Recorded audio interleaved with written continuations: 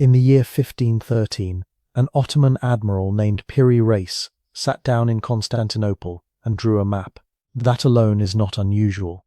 Cartographers had been drawing maps for centuries, but this particular map has never been fully explained. It shows the coastline of South America, with a precision that European explorers had barely begun to chart. It shows Africa at roughly the correct longitude, something that should have been impossible given the navigational tools of the early 1500s. And in the lower portion of the map, stretching along the bottom edge, there is a landmass that would not be officially discovered for another 307 years, Antarctica. Not Antarctica as we see it today, buried beneath 2 miles of ice.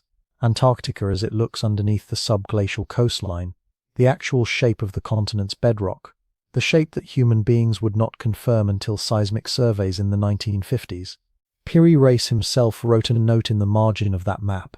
He said he had not drawn it from imagination.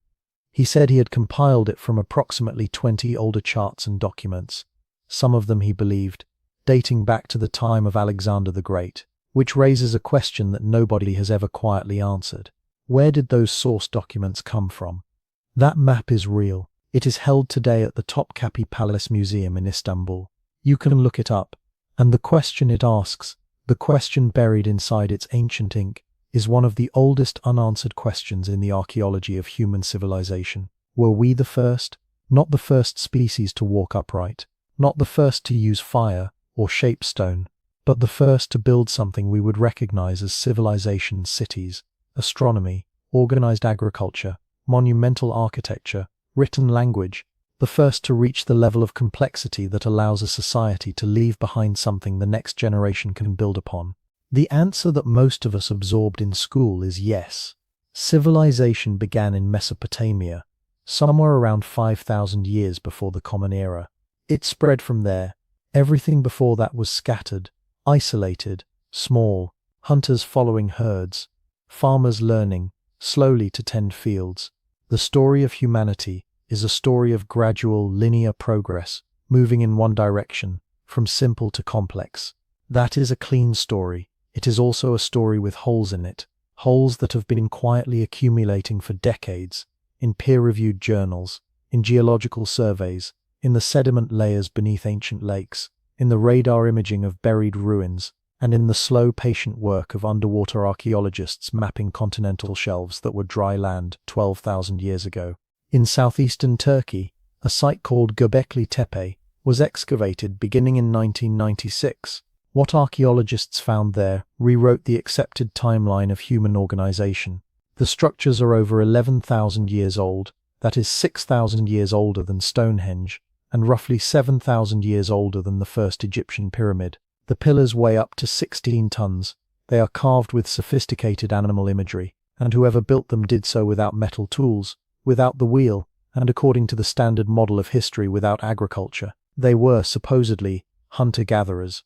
Hunter-gatherers who coordinated the labor of thousands of people, quarried and shaped stone with extraordinary precision, and then, for reasons that remain genuinely unclear, deliberately buried the entire complex, covered it, filled it in, sealed it beneath the earth as if they needed it to remain hidden until someone was ready to find it. In the Gulf of Kambat, off the western coast of India, sonar imaging conducted in the year 2001 revealed a submerged urban grid resting 40 meters beneath the surface of the ocean. Structures, geometry, the signature of something built, not formed by nature. Recovered organic material from the site was dated to approximately 9,500 years ago. 9,500 years. That site has never been fully excavated. In the ice cores drilled from the Greenland ice sheet, scientists reading the frozen record of Earth's atmosphere found a layer dating to approximately 12,900 years ago.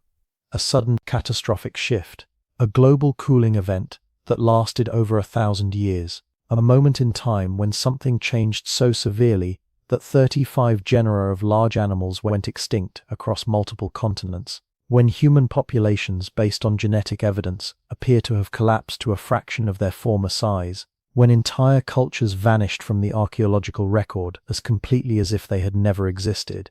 There is a layer in the soil at over 50 sites across 4 continents, a thin, dark band that scientists call the black mat. Above it, the world we know begins to slowly reassemble itself. Below it, something else was happening, something we have not fully named. This documentary is about that something. It is not about certainty. The evidence does not yet allow for certainty. What it does allow for, what it quietly demands, if you are willing to sit with the data, is a question, a serious, historically grounded, scientifically anchored question. What if the story we were taught about the beginning of human civilization is not wrong exactly but incomplete? What if it describes one beginning, our beginning, while remaining silent about others that came before, rose to some level of complexity we have not yet measured, and then disappeared so thoroughly that we built our entire model of history in the space they left behind? Before we go further, if you have found your way to this channel, you are exactly the kind of person this content is made for.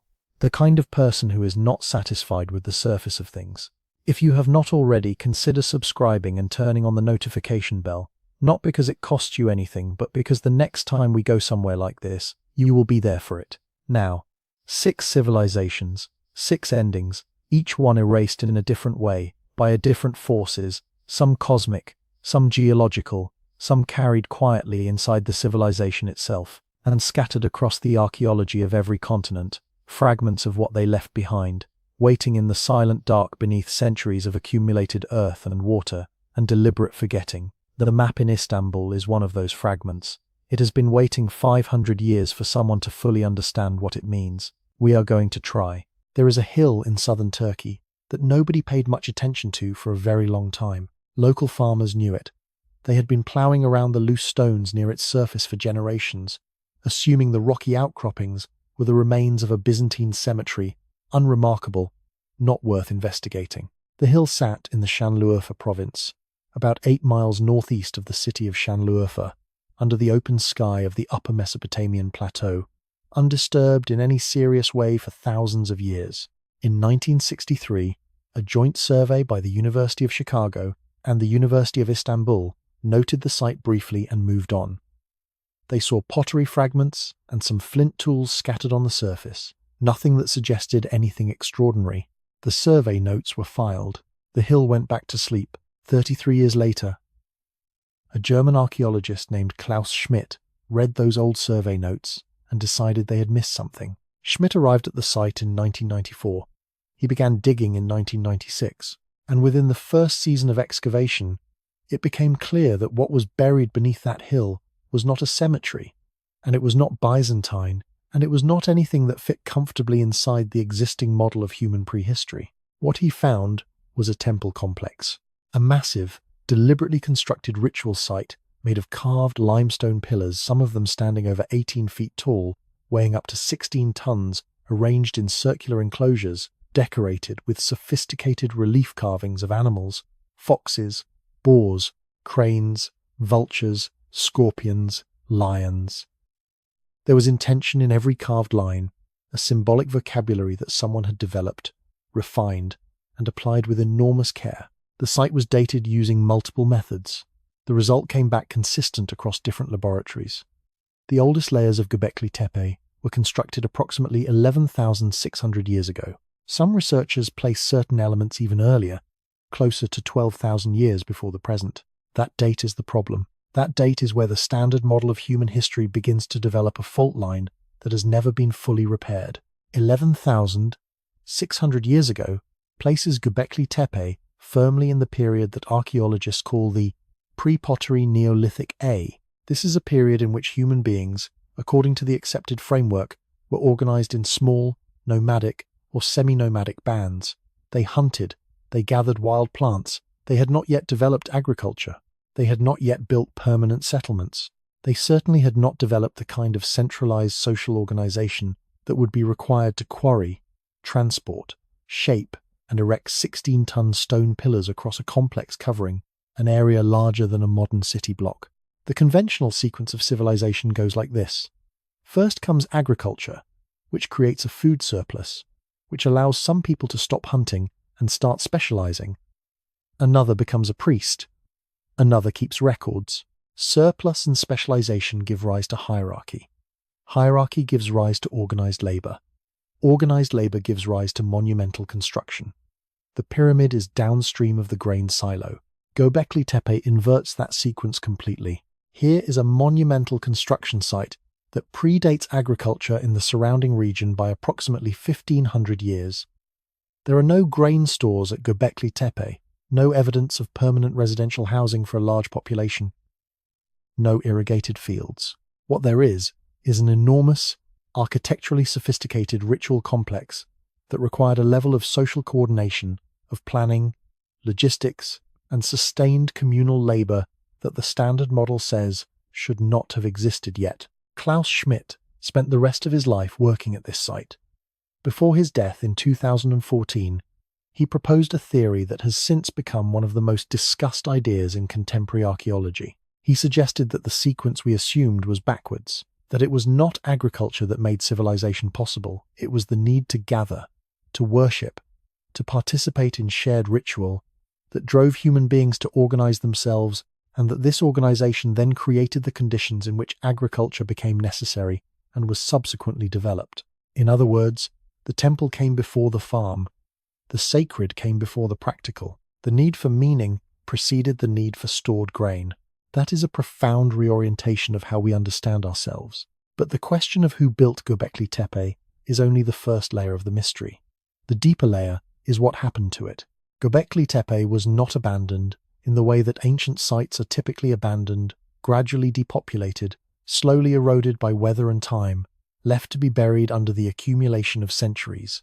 It was buried deliberately and intentionally by the people who used it. Sometime around 8,200 years before the present, the builders of Göbekli Tepe systematically filled in their own complex. They brought in soil and stone debris and covered the enclosures, one by one, sealing the carved pillars beneath a mound of carefully deposited material. The site was not forgotten. It was consciously concealed. Archaeologists have noted that this kind of deliberate burial is almost without parallel in the prehistoric archaeological record. Sites get abandoned. Sites get built over. Sites get destroyed by conquest or fire or flood. But a community choosing to spend enormous labor filling in its own sacred center, covering the carved faces of animals that had presumably held deep religious significance for generations, is a behavior that does not fit neatly into any category we have for how ancient peoples related to their monuments. What remains unexplained is why. Was it a ritual act, a way of putting a sacred space to rest, of completing a cycle?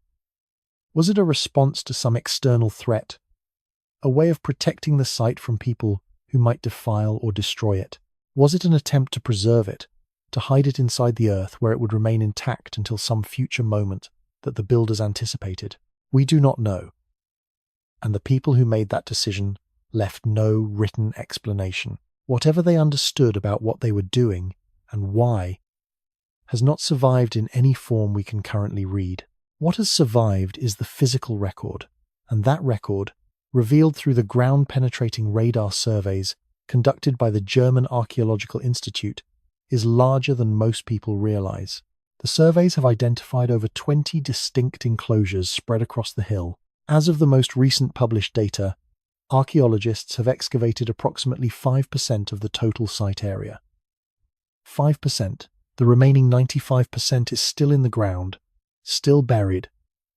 The carved pillars that have been uncovered so far represent a fraction of what exists beneath the surface of that hill in Şanlıurfa province.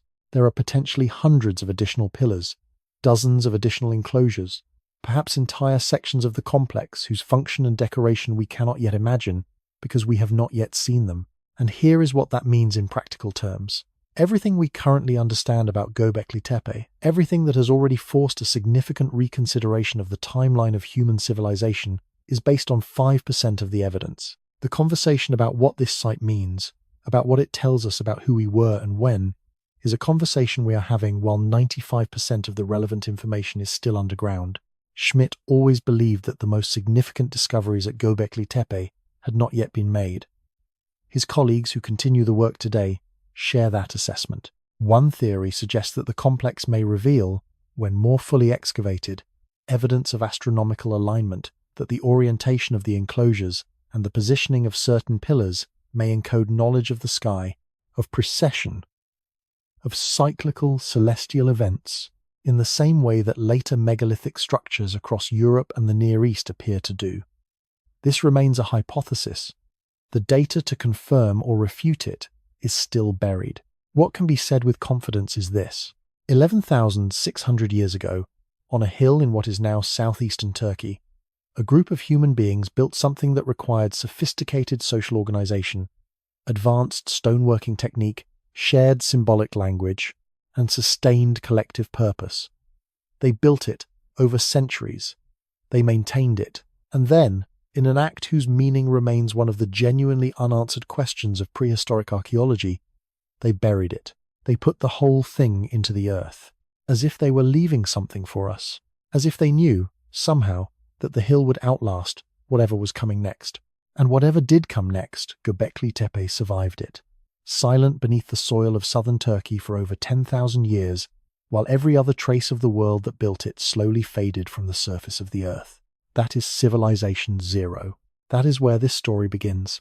And before we move forward somewhere out there right now, someone is listening to this in the middle of the night, and someone else is hearing it with morning coffee going cold on the desk beside them, and someone else is on a commute, watching the world outside the window, without really seeing it anymore, because this question has gotten under their skin. Drop a comment and tell us where you are in the world, and what time it is where you are right now. There is something quietly remarkable about the fact that people in completely different corners of the earth, separated by oceans and time zones and languages, are all sitting with the same unanswered question at this particular moment. We read every single one of those comments. And if you are listening from somewhere unexpected, somewhere that feels a long way from the hills of southern Turkey, we genuinely want to know. Now, the hill at Göbekli Tepe is sealed again tonight, the way it has been for most of human history. But the questions it opened cannot be reburied. And the next site we are going to is underwater. 12,900 years ago, something ended. Not slowly. Not through the gradual pressure of drought, or the long erosion of social cohesion that typically unravels civilizations across centuries. What happened 12,900 years ago appears to have happened fast, geologically, catastrophically, terminally fast. And the evidence for it is not buried in one place, or recorded in one culture, or preserved in one type of scientific data. It is everywhere. It is in the ice. It is in the soil. It is in the sky above 4 different continents. And it is in the stories that human beings have been telling each other, in every language, since before writing existed to contain them. To understand what happened, you need to picture the Earth as it was at that moment. The last ice age was ending. The Great Laurentide Ice Sheet, a frozen mass covering most of what is now Canada and the northern United States, in places over 2 miles thick, was in the process of retreating. Global temperatures had been climbing for several thousand years. Megafauna roamed across every continent. Woolly mammoths, mastodons, giant ground sloths, short-faced bears, American horses, camels. Human populations were expanding. The Clovis culture, the earliest confirmed human presence in North America, identified by a distinctive style of fluted stone spear point found at sites stretching from Montana to Texas to Virginia, was established and apparently thriving. And then, in what the geological record suggests was an extremely short window of time, the warming stopped. Temperatures across the northern hemisphere dropped sharply in some regions by as much as 10 to 15 degrees Celsius within decades, possibly faster. The cold returned with a severity that rivaled the depths of the Ice Age itself. This period lasted approximately 1,200 years. Scientists call it the Younger Dryas, named after a small Arctic wildflower, Dryas octopetala, whose pollen appears in sediment layers from this period across northern Europe, a flower that blooms in tundra conditions, spreading across landscapes that had recently been warming into forest. The question that occupied researchers for decades was simple. A natural slowdown in the Atlantic Ocean's circulation system was the leading explanation for a long time. Cold meltwater from the retreating ice sheet flooding into the North Atlantic, disrupting the conveyor belt of warm currents that keeps the northern hemisphere temperate. A plausible mechanism, a reasonable hypothesis. And then, in 2007, a team of 26 researchers from multiple universities and institutions published a paper in the Proceedings of the National Academy of Sciences that proposed something considerably more dramatic. They called it the Younger Dryas impact hypothesis. What they had found, at over 50 sites across 4 continents, including Murray Springs in Arizona, Abu Huraira in Syria, Lommel in Belgium, and multiple locations in Canada, was a thin, dark layer in the soil. A boundary layer. Above it, the world of the Younger Dryas. Below it, the warmer, populated world that preceded the event. And inside that layer, a collection of materials that do not belong in ordinary soil, deposited by ordinary geological processes. Nanodiamonds. Tiny carbon structures that form only under conditions of extreme pressure and heat, the kind of conditions produced by a cosmic impact or an aerial explosion of extraordinary magnitude. Alongside the nanodiamonds, iridium, an element rare in the Earth's crust, but common in meteorites. Shocked quartz, grains of silicon dioxide bearing the distinctive internal fracture patterns that geologists recognize as the signature of a high-velocity impact. Magnetic spherules, tiny glassy beads that form when rock or soil is superheated to the point of melting and then rapidly cooled. And a carbon layer consistent with continent-scale wildfires, burning simultaneously across enormous areas of North America. The same materials, the same layer, the same moment in time, confirmed at site after site by independent research teams using different analytical methods, arriving at the same result. Archaeologists have noted that the convergence of this evidence across geographically separated locations is what distinguishes the Younger Dryas impact hypothesis from purely speculative catastrophism. This is not one anomalous finding at one unusual site. This is a global stratigraphic signature, a line drawn in the Earth across 4 continents, marking a single event. The proposed mechanism is a fragmented comet or asteroid, a body that had broken into multiple pieces before reaching Earth, distributing its energy across a wide area, rather than concentrating it at a single impact point. The primary target appears to have been the Laurentide ice sheet itself. An airburst, or series of airbursts, over 2 miles of ice would leave no conventional crater. The ice absorbs and disperses the physical evidence, but the thermal pulse, the pressure wave, the superheated ejecta raining down across the continent, those leave exactly the kind of markers that the research team found in the black mat layer. What followed, if the hypothesis is correct, would have been extraordinary in its violence. The ice sheet, destabilized by the thermal event, releases catastrophic quantities of meltwater into the surrounding ocean basins. The Atlantic circulation system collapses almost immediately. The continent-scale wildfires triggered by the impact's heat pulse burn through the forests and grasslands of North America, eliminating habitat and food sources across millions of square miles. The dust and particulate matter thrown into the upper atmosphere by the fires and the impact itself reduce sunlight, reaching the surface, compressing growing seasons and collapsing food chains from the bottom up, and the animals die. 35 genera of large mammals go extinct in North America alone within a geologically brief window around this period. The woolly mammoth, the mastodon, the American horse, the giant ground sloth, species that had survived multiple previous ice ages, that had endured climate shifts and habitat changes across hundreds of thousands of years, disappear from the fossil record at or near this boundary layer. The Clovis culture disappears with them. Vance Haynes Jr., a geoarchaeologist at the University of Arizona who spent decades studying Clovis sites, documented that the black mat layer sits directly on top of the last Clovis artifacts at multiple locations. Below the layer, Clovis tools, mammoth bones, evidence of a functioning human culture. The people who made those distinctive stone points who had spread across an entire continent are simply gone from the archaeological signature. Not gone entirely. The genetic record tells us that some human beings survived, but the population appears to have contracted severely.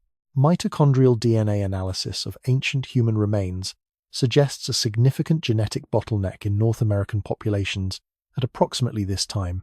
The diversity that accumulates over thousands of years of separated lineages compresses a sign that the population was reduced to a small number of survivors whose descendants then repopulated the continent.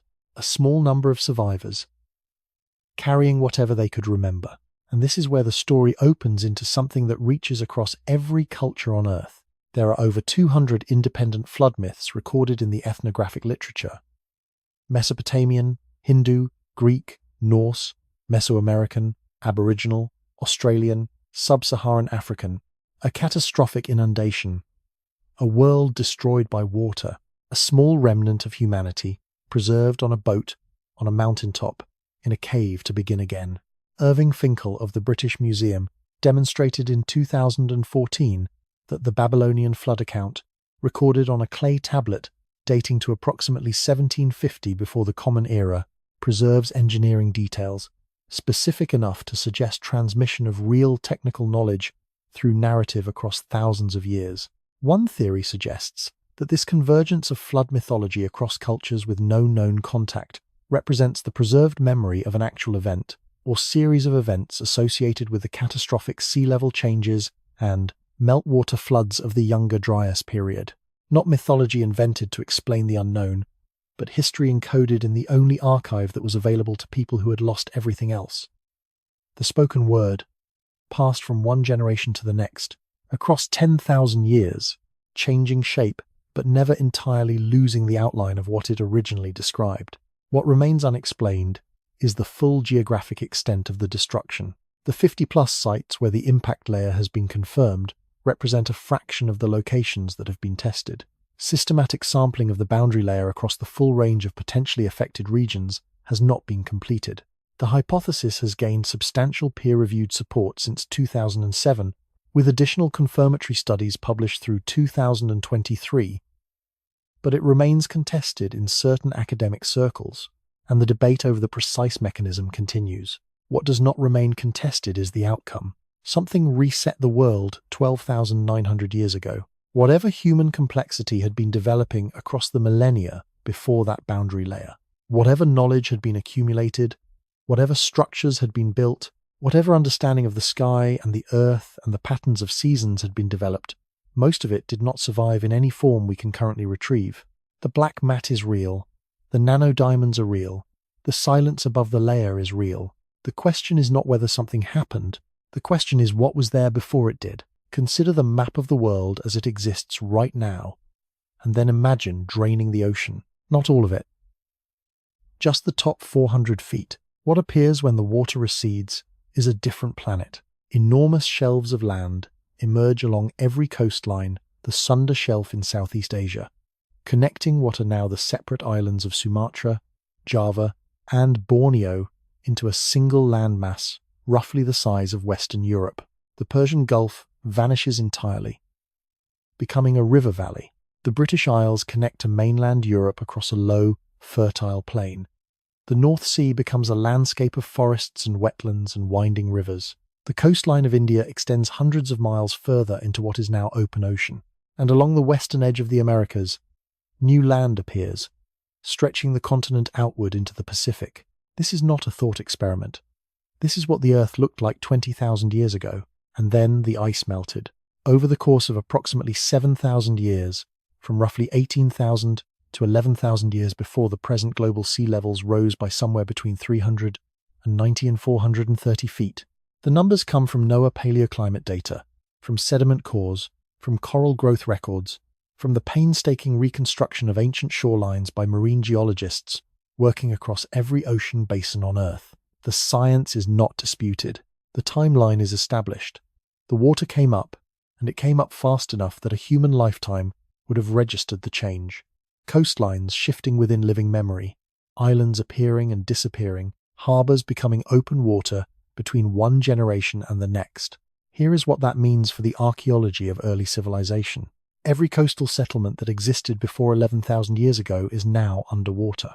Every harbour, every fishing village, every trade route that followed a shoreline, every city built on a river delta or a protected bay, all of it submerged beneath decades and centuries of accumulated sediment, sitting on continental shelves in water depths, ranging from a few meters to well over 100. And marine archaeology, the systematic exploration of these submerged landscapes, covers, by the most generous current estimates, less than 1% of the potentially relevant area. We have been looking for the origins of civilization in the wrong places, not because of negligence or ideology, but because of a simple physical reality. The places where early humans most naturally congregated, coastlines, river mouths, Protected bays with access to both marine food sources and fresh water are the places that the ocean swallowed first. In the summer of 1986, a recreational diver named Kihachiro Aratake was exploring the waters off the southern coast of Yonaguni Island, the westernmost island of the Japanese archipelago, located approximately 60 miles east of Taiwan. What he found at a depth of between 15 and 25 meters stopped him completely. Flat terraces, right-angle corners, what appeared to be staircases cut into the rock, a massive stepped structure, roughly 150 feet wide and 60 feet tall, with a geometry that did not match the surrounding natural seabed. Aratake reported the discovery. Researchers arrived, and the debate that followed has not been resolved in the nearly 4 decades since.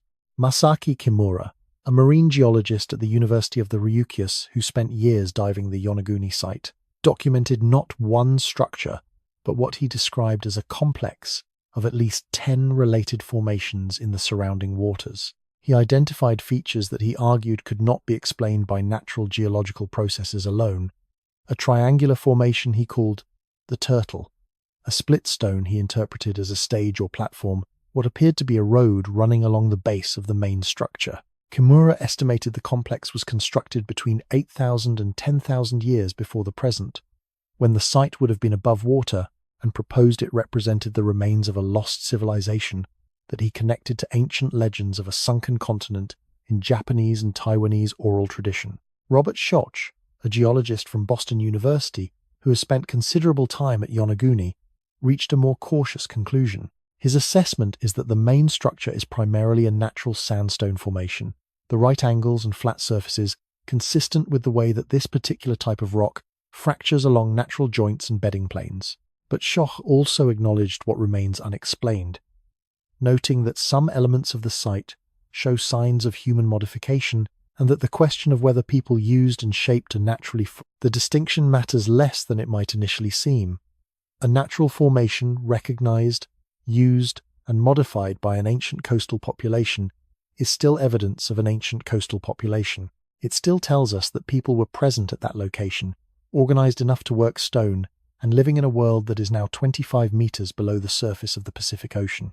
On the other side of the Indian Ocean, in the Gulf of Khambhat off the western coast of India, a survey conducted in 2001 by the National Institute of Ocean Technology produced sonar imaging that showed something considerably harder to attribute to natural geological processes.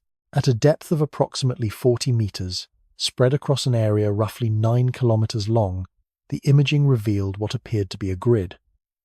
Streets, the kind of regular, organized geometry that in any above-water context would be immediately recognized as urban infrastructure. The site was reported by S.R. Rao, a marine archaeologist who had previously led excavations of the ancient port city of Dwarka, a site connected in Hindu scripture to the legendary city of Krishna, said to have been swallowed by the sea. Organic material dredged from the Gulf of Khambhat site was submitted for radiocarbon dating. The results came back at approximately 9,500 years before the present. 9,500 years.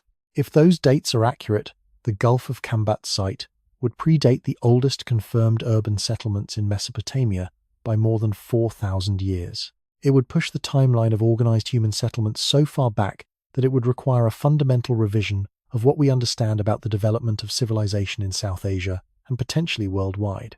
Archaeologists have noted that the site has not been independently excavated at the scale that would allow definitive conclusions. The sonar imaging is suggestive, but not conclusive. The dredged artifacts, including what appear to be worked stone tools and structural timber, have been questioned on the grounds that the dredging method could have introduced contamination.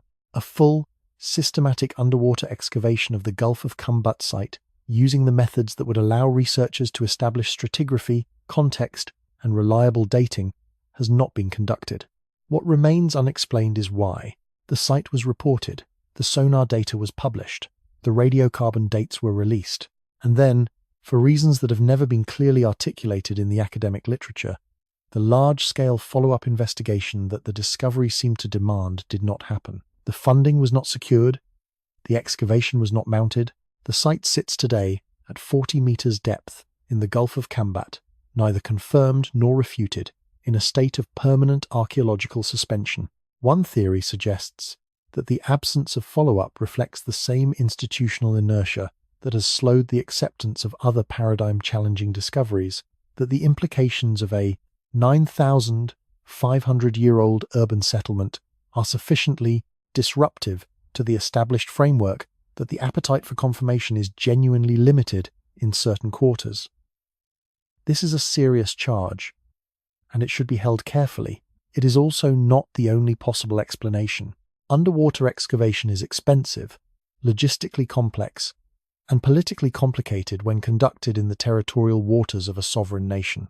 Absence of follow-up is not automatically evidence of suppression, but the question of why certain sites receive the resources and institutional commitment required for systematic investigation while others, equally anomalous and potentially equally significant, remain largely untouched, is one that the archaeology of submerged landscapes has not yet answered satisfactorily. The deeper point is this. Doggerland, the submerged plain that once connected Britain to continental Europe across what is now the North Sea, is one of the most thoroughly documented examples of a lost inhabited landscape. Fishing trawlers have been pulling up prehistoric animal bones, worked flint tools, and occasional human remains from the North Sea floor for over a century. The existence of Doggerland as a populated, ecologically rich landscape during the Mesolithic period is not disputed. It is confirmed, and it is now between 20 and 40 meters underwater. Its full archaeological record inaccessible without dedicated marine excavation. If a landscape as well documented as Doggerland remains mostly unexamined, the situation for less studied submerged shelves across Southeast Asia, the Persian Gulf, the Indian Ocean Rim, and the Pacific is considerably more uncertain. The Sunda Shelf alone, that vast plain that once connected the islands of maritime Southeast Asia into a single continental landmass, represents millions of square kilometers of potentially inhabited land, now submerged, almost entirely unexplored. The ocean did not erase what was there, it only covered it, and the covering, in most cases, is remarkably good at preservation. Cold water, low oxygen, sediment accumulation, the conditions that destroy sites on land, are often absent on the deep continental shelf. What is down there may be better preserved than what remains above. We simply have not looked. The map of human prehistory that we currently use was drawn from what survived above the waterline. It describes, at best, the inland and upland fraction of where our ancestors actually lived. The coastal civilizations, the ones that built on beaches and river mouths and protected harbors, the ones that fished and traded and accumulated the kind of resource surplus that makes complexity possible. And most of them are still there, waiting in the silent dark of the continental shelf, 40 meters down, undisturbed, unanswered, buried beneath the weight of a sea that rose before anyone alive today was born to watch it happen. There is a place in the Western Sahara that looks, from 35,000 feet, like an eye, a vast, perfectly circular formation embedded in the flat ochre landscape of Mauritania, roughly 50 kilometers across, composed of concentric rings of uplifted rock, alternating with lower eroded valleys, the whole structure centered on a raised plateau of resistant quartzite. From ground level, it is difficult to comprehend, too large to perceive as a unified shape, too ancient to read as anything other than geology. But from orbit, from the window of the International Space Station, where astronauts have used it as a navigation landmark for decades, the geometry is unmistakable. Something made a circle here. A very large, very precise circle. And the question of what made it, and whether anything else was ever here, has accumulated a weight of competing answers over the past several decades that has not yet resolved into consensus. The structure is called the Richat structure. It sits in the Adrar region of Mauritania, near the town of Ouadane, in one of the most remote and inhospitable stretches of the Western Sahara. Its official name in the geological literature is a dome, a geological uplift, formed over hundreds of millions of years as magma pushed upward through the Earth's crust without breaking the surface, doming the overlying rock layers into a blister. After the uplift, erosion did the rest. Harder rock resisted, softer rock wore away, and the alternating layers of resistant and erodible material produced the concentric ring pattern visible today. The United States Geological Survey classifies it as an eroded geological dome. Most geologists accept this classification. For most of its known history, the Richat structure was assumed to be a meteor impact site. The circularity, the central uplift, the shattered and deformed rock, these are features associated with cosmic impacts, and the visual resemblance is strong enough that the meteor hypothesis persisted for years before detailed geological analysis of the rock types and the absence of shocked quartz and impact melt characteristic of a true impact site led researchers to revise the interpretation toward the dome model. So far, this is a story about geology. Interesting, but contained. Then someone laid Plato's description of Atlantis over the top of it. Plato wrote about Atlantis in two dialogues, Timaeus and Critias, composed around 360 years before the Common Era. The account he provides is specific in a way that distinguishes it from purely allegorical invention. He describes a city built on a circular island, composed of alternating rings of land and water, 2 rings of land, 3 rings of water, the whole structure approximately 27 kilometers across. At the center, a hill. The city is surrounded by a large rectangular plain. The civilization that built it was, according to Plato, extraordinarily advanced, commanding a maritime empire that stretched across the Mediterranean and into the Atlantic, and it was destroyed in a single day and night, sunk beneath the ocean by a catastrophe of divine origin. The Richat structure is approximately 50 kilometers across. That is roughly double the dimension Plato specifies. But the concentric ring geometry, alternating elevated ridges and lower valleys, matches the description of alternating land and water rings with a visual precision that is, at minimum, striking. The central plateau exists. The surrounding plain exists, stretching out in the direction of the Atlantic coast. Mountains exist to the north and east, and the Atlantic Ocean is approximately 500 kilometers to the west, close enough. In a pre-modern geographical imagination, to qualify as the ocean beyond the known world that Plato describes as the setting for his lost civilization. One theory suggests that the Richat structure, during the African humid period, the geological interval between approximately 11,000 and 5,000 years before the present, confirmed through pollen records extracted from sediment cores taken from Lake Chad and other regional basins, would have been a very different place than the barren desert it is today. During the Green Sahara period, as it is sometimes called, the entire region received significant rainfall. Lakes existed across what is now the driest landscape on Earth. Grasslands and forests covered terrain that today supports almost no vegetation. Rivers flowed through valleys that have been dry for 5,000 years. The Sahara was, in the most literal sense, alive. A population living at the Richat structure during this period would have had access to fresh water. The concentric valleys would have held significant rainfall. They would have been surrounded by fertile land. They would have commanded a position on the edge of the African continent with access to the Atlantic coastline a few days' travel to the west. Archaeologists have noted that the broader region does contain evidence of prehistoric human habitation, stone tools, rock art, remnants of settlements from the humid period have been documented across the Western Sahara by researchers including those from the Institut Mauritanien de Recherche Scientifique. What has not been found, and what would be necessary to move this conversation from the realm of geometric coincidence into something more substantive, is direct archaeological evidence of a complex civilization at or immediately around the Richat structure itself. What remains unexplained is a cluster of anomalous findings that have been reported in the vicinity but not yet subjected to systematic peer-reviewed analysis. Satellite imagery processed by independent researchers has identified what appear to be geometric soil signatures, rectilinear patterns in the sediment that could indicate buried structural remains in the lower eroded valleys between the concentric rings. These signatures have not been excavated. They have not been formally published in a peer-reviewed context. Their origin is unconfirmed. Additionally, researchers examining rock samples from the Richat structure have noted the presence of what appears to be vitrified material rock that has been exposed to temperatures well above what normal geological processes in this type of formation would produce.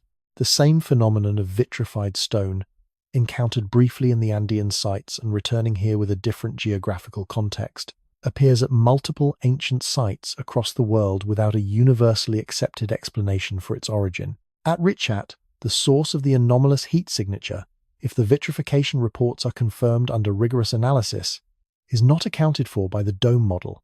The counterposition deserves equal space here, because it is substantive.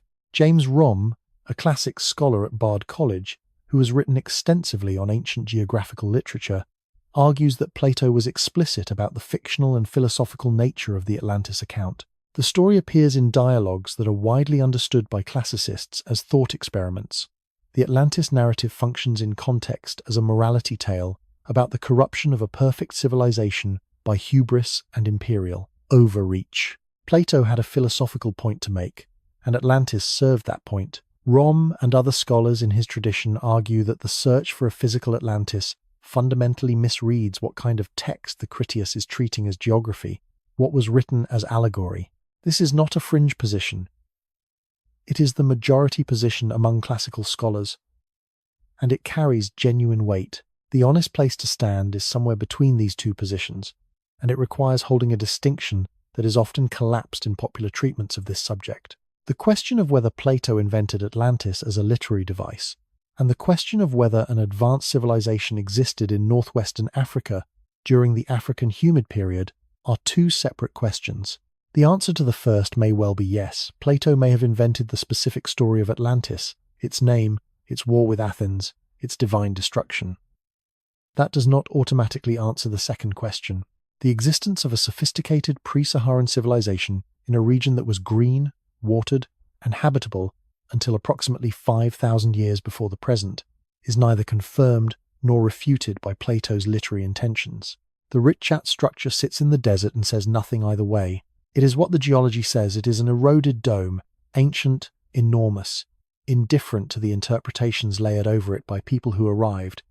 In cosmic terms, its concentric rings were not arranged for human convenience.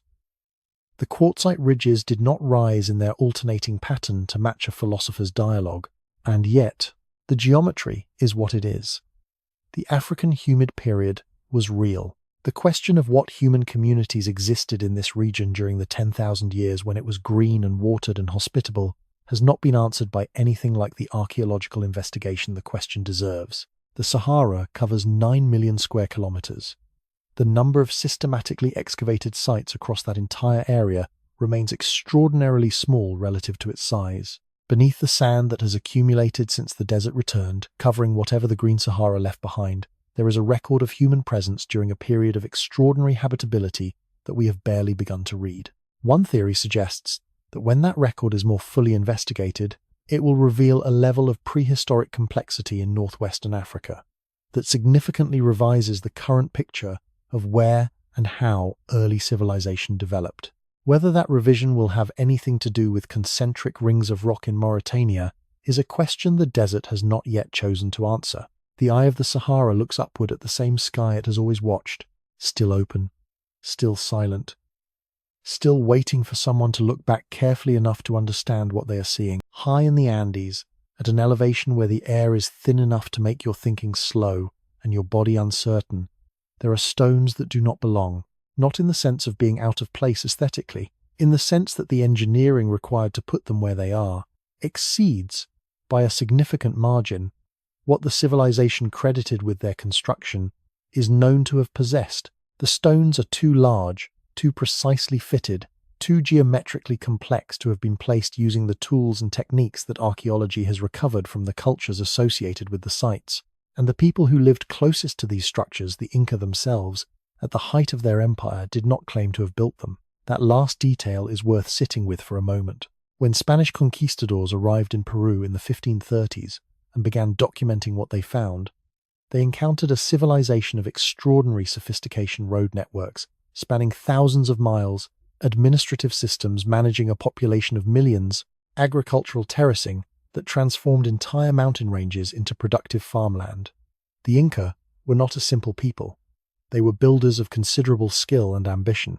And yet, when the Spanish asked about the massive megalithic structures at certain sites, the enormous interlocking stones, the cyclopean walls that seemed to grow out of the bedrock itself, the Inca said they had not built them.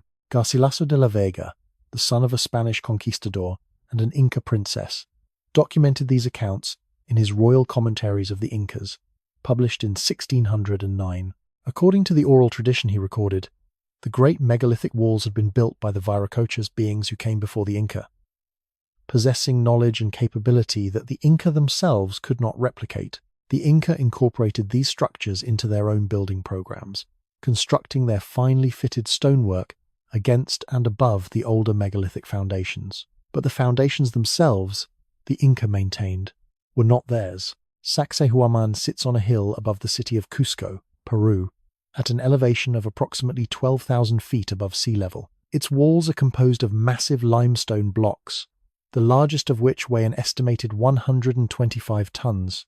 The blocks are not stacked in regular courses, they are fitted together in an irregular, interlocking pattern, each stone shaped to meet its neighbors across multiple faces simultaneously. The joints between them so tight that in many places a sheet of paper cannot be inserted between adjacent stones. This fitting technique has been studied by engineers and experimental archaeologists for decades, and the honest conclusion of that study is that nobody has fully replicated it using period-appropriate tools at this scale. The precision is not approximate. It is exact, and achieving it with stone hammers and bronze chisels on blocks weighing tens of tons, at altitude, without the wheel, without any lifting machinery that has been identified in the archaeological record of Andean cultures, remains a genuinely open engineering question. Pumapunku sits at an even higher elevation, roughly 12,800 feet above sea level, near the shore of Lake Titicaca in western Bolivia. It is part of the broader Tiwanaku archaeological complex, a site that the Bolivian Ministry of Cultures and the ongoing work of researchers including Alexei Vranic of the University of California, Berkeley have been investigating for decades. The mainstream radiocarbon dating of the Tiwanaku civilization places its fluorescence between approximately 500 and 1000 Common Era, a sophisticated culture. Certainly, but one operating within recorded history. The stones at Pumapunku present a different order of problem than those at Sacsayhuaman. The H-shaped blocks of grey andesite, a volcanic rock quarried from a source approximately 10 kilometers from the site, are machined. That is the word that keeps appearing in the technical literature when researchers attempt to describe the precision of the cuts. The angles are exact. The surfaces are flat to tolerances measured in fractions of a millimeter. There are channels cut into the blocks with consistent width and depth. Right-angle interior corners. Drill holes of uniform diameter. The stone has been worked with a precision that, in a contemporary context, would require metal cutting tools, right-angle gauges, and probably a template system for replication across multiple identical components. Archaeologists have noted that no tool assemblage recovered from the Tiwanaku archaeological context accounts for this level of precision on this material. Andesite is an extremely hard volcanic rock, harder than the copper and bronze tools that represent the most advanced metal technology available to Andean cultures at the time. Experimental archaeology teams working with replica period tools on andesite have produced rough approximations of the shapes, but have not replicated the surface finish or the internal corner precision of the Pumapunku blocks. One theory suggests a lost mechanical or abrasive technology, the possibility that Andean builders possessed knowledge of materials or techniques that have not survived in the archaeological record and that allowed them to work extremely hard stone with a precision we associate with industrial manufacturing. A competing theory, advanced by researchers more skeptical of the anomaly, argues that extended labor time using stone-on-stone abrasion can produce surfaces of considerable flatness, and that the precision of Pumapunku has been somewhat exaggerated in popular treatments of the site. The exaggeration argument is worth examining honestly. Some claims about Pumapunku that circulate widely, sub-millimeter tolerances across entire surfaces, for instance, exceed what the careful measurement data actually supports. The precision is remarkable. Whether it is literally impossible using known ancient techniques, or merely extremely difficult and time-consuming, is a question on which serious researchers disagree. The honest position is that the precision is genuinely anomalous and genuinely unexplained, without necessarily concluding that it required technology from outside the human toolkit. But there is another anomaly at multiple Andean and global sites that is considerably harder to explain away through extended labor and careful technique: vitrification. At several locations in the Andes, and at a range of geographically separated ancient sites across the world, stones have been found with surfaces that bear the characteristic appearance of material that has been melted and then cooled. The surface takes on a glassy quality, smooth, sometimes bubbled, with a texture that in a geological context would indicate exposure to temperatures between 1100 and 1300 degrees Celsius. Temperatures that do not occur in open fires, that are difficult to achieve even in purpose-built furnaces, and that certainly cannot be explained by lightning strikes or accidental burning at the scale and consistency at which they appear. The phenomenon has been documented at Mohenjo-Daro in Pakistan, one of the great cities of the ancient Indus Valley civilization, where an area of the site shows evidence of extreme heat exposure that excavators in the 1920s found unexplained, and that has remained unexplained since. It appears at Çatalhöyük in Turkey, one of the world's earliest known urban settlements. It has been recorded at multiple Iron Age hill forts in Scotland and France sites, where the vitrification of stone ramparts has been studied by archaeologists, including Ian Ralston of the University of Edinburgh, who has written extensively on the phenomenon without arriving at a consensus explanation for the temperatures involved. What remains unexplained is why the same anomalous heat signature appears at ancient sites on multiple continents, separated by thousands of miles and thousands of years, with no accepted common cause. One theory suggests a directed energy event, something producing an extremely high temperature beam or plasma discharge, whether of natural atmospheric origin or technological origin. The theory is speculative and has not been substantiated with the kind of physical evidence that would move it from hypothesis to viable explanation. A more conservative theory attributes vitrification to deliberate firing of stone ramparts during warfare, a technique that could, under specific conditions of fuel load and airflow, produce temperatures sufficient to partially melt stone. This explanation works reasonably well for the European hill forts, where the context of warfare makes deliberate firing plausible. It works less well for Mohenjo-Daro, where the vitrification pattern does not align with defensive structures, or for the isolated Andean instances, where the cultural context is different again. The honest accounting is that vitrification at ancient sites is a real, documented, multi-site phenomenon that does not have a universally accepted explanation. The temperatures required are real, the geographic distribution is real, the absence of a satisfactory single cause is real, and it connects Puma Punku in Bolivia to Mohenjo-Daro in Pakistan to a hill fort in Scotland in a way that the standard model of independent civilizational development, each culture evolving separately, without meaningful contact, does not easily accommodate.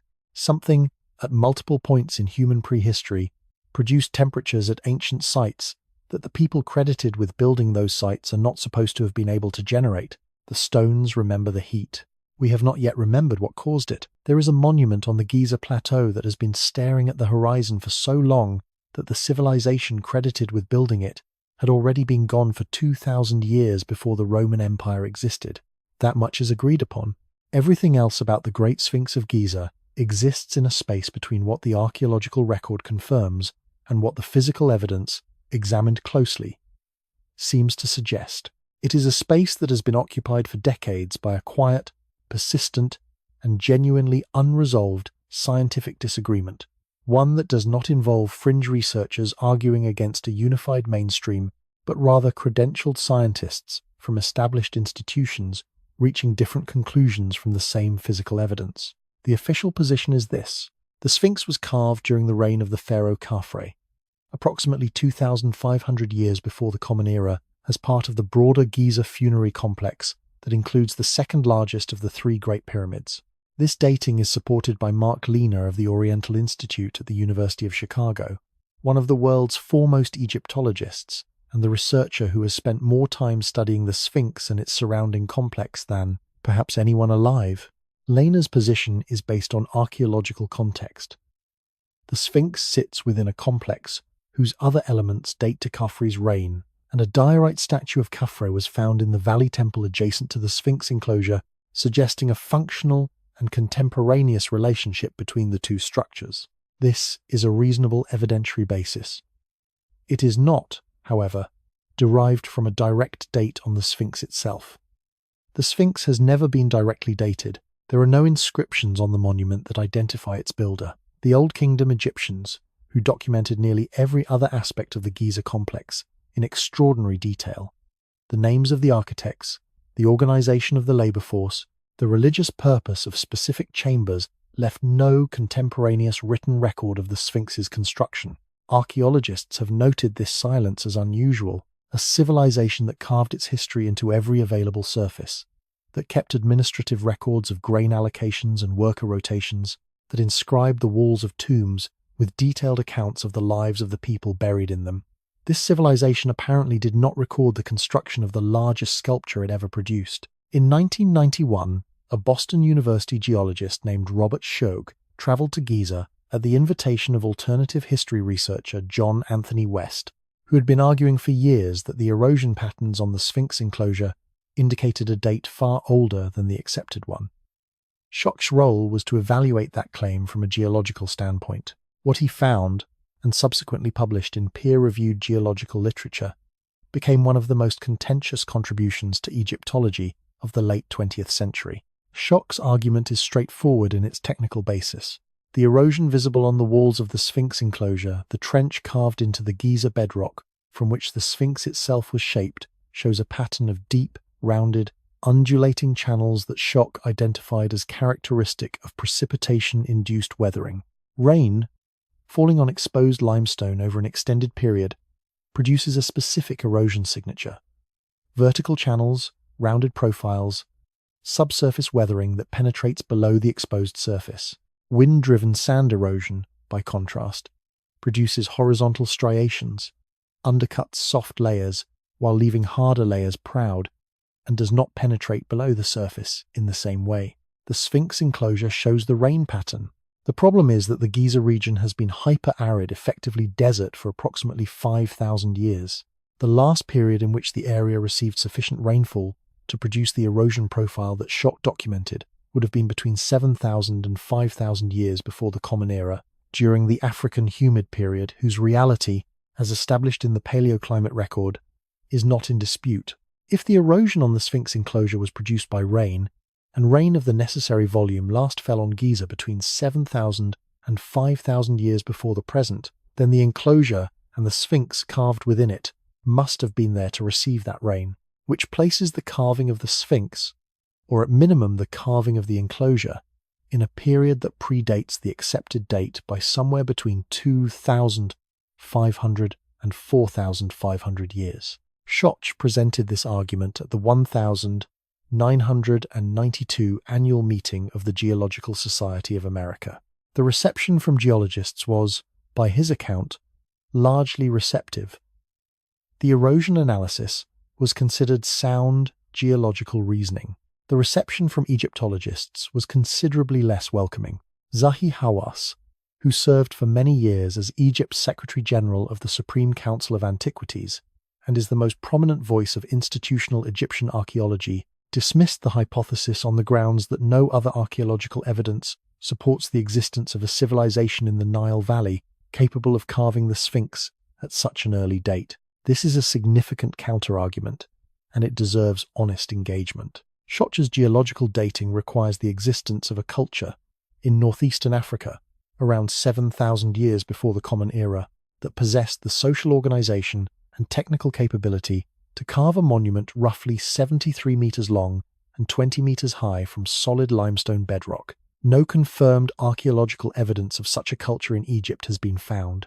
The response to that counterargument, from Schoch and from researchers who find his geological analysis persuasive, is that absence of evidence is not evidence of absence, particularly in a region where systematic excavation of pre-dynastic sites has been limited, where the Nile floodplain has deposited meters of alluvial sediment over any pre-agricultural settlements that may have existed, and where, as the previous section of this documentary established, a significant portion of the relevant coastal and riverine landscape is now underwater. What remains unexplained is the subsurface. In 1991, the same year Schoch was examining the surface erosion, a seismic survey of the area around the Sphinx was conducted by Thomas Debicki, a geophysicist, in collaboration with Schoch. The survey used seismic refraction, sending sound waves into the bedrock and measuring the return signals to map subsurface density variations. What the survey detected beneath the Sphinx, particularly beneath and around the front pores, were anomalies consistent with the presence of cavities or chambers in the bedrock. Chambers beneath the Sphinx, potentially accessible, potentially containing something. The Egyptian Supreme Council of Antiquities has not authorized excavation of these anomalies. Requests to conduct follow-up geophysical surveys using more advanced technology have been declined or left unanswered over the decades since the original seismic work. The cavities detected by Göbekli and Schoch in 1991 remain uninvestigated. One theory suggests that the chambers, if they exist and if they are of human construction, could represent a repository of some kind, an archive, a ritual space, a storage facility predating the dynastic period. This theory has circulated in various forms since the early 20th century, drawing on ancient Egyptian texts that refer to a hall of records said to be hidden beneath the monuments of Giza. The texts are real. The chambers detected by seismic survey are real. Whether those two things are related is a question that cannot be answered without excavation. There is one additional anomaly that deserves mention, because it has been noted by mainstream Egyptologists as well as alternative researchers. The head of the Sphinx is wrong, not aesthetically proportionally. The head of the Sphinx is dramatically smaller relative to the body than it should be if both were carved at the same time by the same hand to the same plan. The body of the Sphinx is massive, a leonine form of considerable power and scale. The head perches atop it in a ratio that no Egyptian sculptor working to conventional aesthetic principles would have chosen. Rainer Stadelmann, a former director of the German Archaeological Institute in Cairo, and one of the most respected Egyptologists of the 20th century, noted this disproportion in published work and suggested that the current head may be a recarving, that the original head was different, larger, and was later reshaped, losing significant volume in the process. If the head was recarved, if the current pharaonic face was cut from a larger original, then the question of what the original head looked like and who carved it reopens in a way that the Khafre attribution does not easily close. One theory suggests the original Sphinx bore the head of a lion, consistent with the body, and that the monument, as originally conceived, was not a human-animal hybrid, but a recumbent lion, an astronomical marker aligned to the constellation Leo, as it appeared on the eastern horizon at sunrise during the spring equinox, around 10,500 years before the Common Era, when the age of Leo placed that constellation in precisely the position the Sphinx faces. This astronomical alignment argument was developed by Robert Bauval and Graham Hancock and remains vigorously contested in academic literature. What is not contested is the proportional anomaly. When, and by whom, and from what original form, are questions the monument has carried silently for longer than most of recorded history. The Sphinx faces east. It has faced east since before the earliest dynasty of Egypt drew its first breath. Whatever it was built to watch for whatever horizon event, the people who shaped it from the living rock of the Giza Plateau were waiting for it is still watching, still waiting, still older, in some part of itself that the geology will not stop insisting upon, than the civilization that claims it. There is a document in Istanbul that has been quietly rewriting the boundaries of what we think we know about the ancient world for over 500 years. It is made of gazelle skin. It measures roughly 60 by 90 centimeters. The ink has faded to the warm brown of old parchment, and the coastlines drawn across its surface curve and angle in ways that cartographers have been arguing about since the moment it resurfaced from the archives of the Topkapi Palace in 1929. It was drawn in the year 1513 by an Ottoman admiral whose full name was Haji Muhyiddin Piri ibn Haji Mehmed. Known to history simply as Piri Reis, the map was not hidden, it was not suppressed. It was simply misfiled in an imperial archive for 4 centuries, waiting for someone to look at it carefully enough to understand what it contained. What it contains has never been fully explained. The western coastline of Africa is rendered with reasonable accuracy for its period. Portuguese explorers had been charting the African Atlantic coast for decades by 1513, and that data was available to a well-connected Ottoman naval officer. The eastern coastline of South America is more surprising. The continent had only been reached by European explorers in 1498, and the accuracy of the South American rendering on the Piri Reis map exceeds what 15 years of European exploration should have produced. The longitudinal placement of the continent is particularly notable. Determining longitude accurately requires either a precise clock technology that would not be developed until the 18th century, or source data derived from a method of positional calculation that we have not identified. But it is the southern edge of the map that has generated the most sustained attention. Stretching along the bottom of the parchment is a landmass. It runs roughly east to west, separated from the tip of South America by a channel. Its coastline curves and indents in ways that match, with uncomfortable specificity, the subglacial topography of Antarctica. The actual shape of the continent beneath its ice sheet, confirmed by seismic surveys conducted between 1952 and 1961 as part of the International Geophysical Year program. Not Antarctica, as it appears today, covered under an ice sheet, averaging over a mile in thickness. The underlying bedrock, invisible from the surface. Antarctica, as it would appear if the ice were removed, the bare coastline, the bays, the peninsulas, the general configuration of a landmass that has been beneath ice for an estimated 6,000 years at minimum, and in some regions considerably longer. In 1960, a United States Air Force officer named Harold Z. Ohlmeyer wrote a letter to Charles Hapgood, a professor at Keene State College in New Hampshire, who had been investigating the Piri Reis map and several other anomalous ancient cartographic documents. Ohlmeyer confirmed, in his official capacity as a senior officer with relevant expertise in aerial cartography, that the southern landmass on the Piri Reis map did appear to match the subglacial topography of Antarctica, and that the accuracy of the rendering was difficult to account for using any mapping technology known to have existed in 1513 or earlier. Piri Reis himself provided a partial answer, in the form of marginal annotations written directly on the map. He stated clearly that he had not derived the map from his own observations, or from contemporary European charts alone. He wrote that he had consulted approximately 20 source charts and Mapamund world maps of varying ages and origins. Some of these source documents, he indicated, were of great antiquity. One he described as dating from the era of Alexander the Great, suggesting a source document over 1800 years old at the time Piri Reis was working. Archaeologists have noted that the existence of a cartographic tradition significantly older than the known record of systematic geography is precisely what the Piri Reis map implies. If its Antarctic rendering is taken as accurate rather than coincidental, the map does not claim to be the original, it claims to be a compilation. The question it raises is not about Piri Reis's capabilities, it is about the capabilities of whoever produced the source documents he used. The counter-argument, developed most thoroughly by cartographic historian Gregory Mackintosh in his detailed study of the Piri Reis map, is that the southern landmass is not Antarctica at all. Mackintosh argues that what appears along the bottom edge of the map is a distorted and misplaced representation of the South American coastline that early cartographers, working with incomplete data and imperfect projection methods, sometimes duplicated or extended coastlines in ways that produced land masses bearing accidental resemblance to uncharted territories.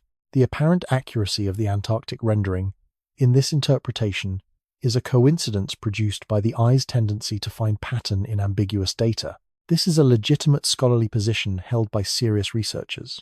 It is not the only legitimate scholarly position. The debate has not been resolved, and characterizing it as settled in either direction misrepresents the current state of the evidence. What compounds the puzzle is that the Piri Reis map is not alone. In 1531, a French mathematician and cartographer named Orontius Phineus published a world map that includes a large southern continent labeled as Terra Australis, whose coastline bears significant resemblance to the Antarctic landmass, including a rough but recognizable depiction of the Ross Sea embayment on the continent's Pacific side.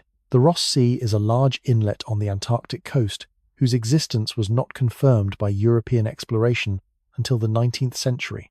In 1737, a French geographer named Philippe Bouache published a map of the southern polar region that depicted Antarctica divided into two large landmasses separated by an open sea, a configuration that matches the subglacial topography Antarctica as revealed by 20th century seismic surveys, which show that the Antarctic continent is in fact divided into East and West Antarctica by a subglacial basin that would be an open waterway if the ice were removed.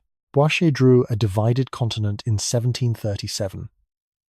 The ice surveys that confirmed the division were conducted in the 1950s.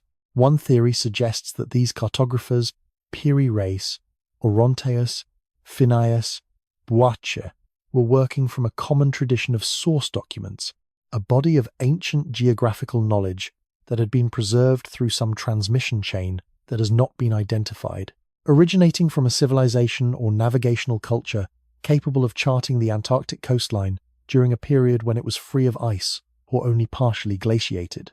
What remains unexplained is how any pre-modern source document could encode accurate information about a landmass whose true configuration was invisible beneath ice.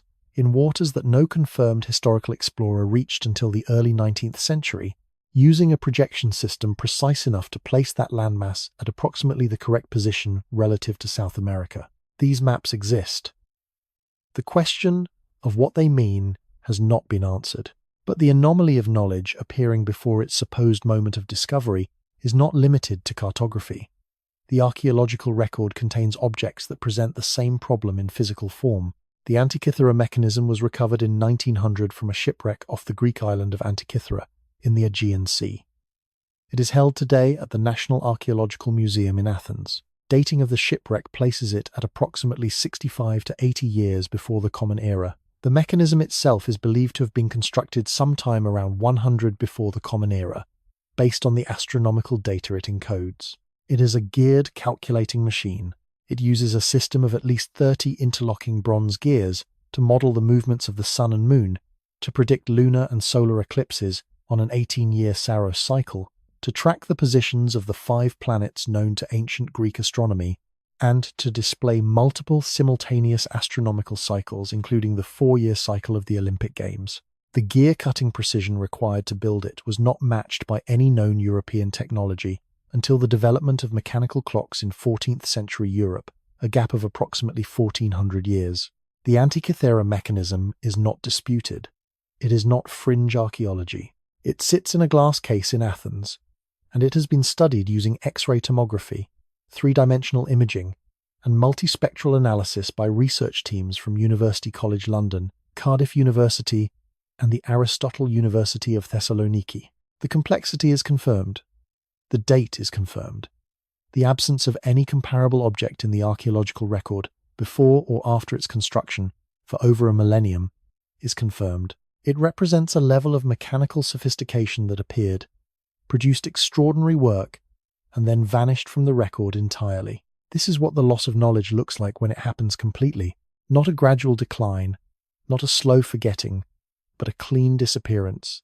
The technology gone, the technique gone, the entire tradition of manufacture gone, leaving behind a single object in the sediment of the Aegean as evidence that it ever existed. The Baghdad battery presents a parallel case at a different scale.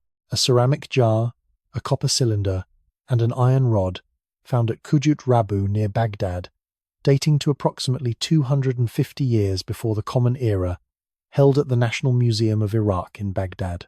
When assembled with an acidic solution, it produces a small electrical current. Whether it was actually used as a battery remains debated.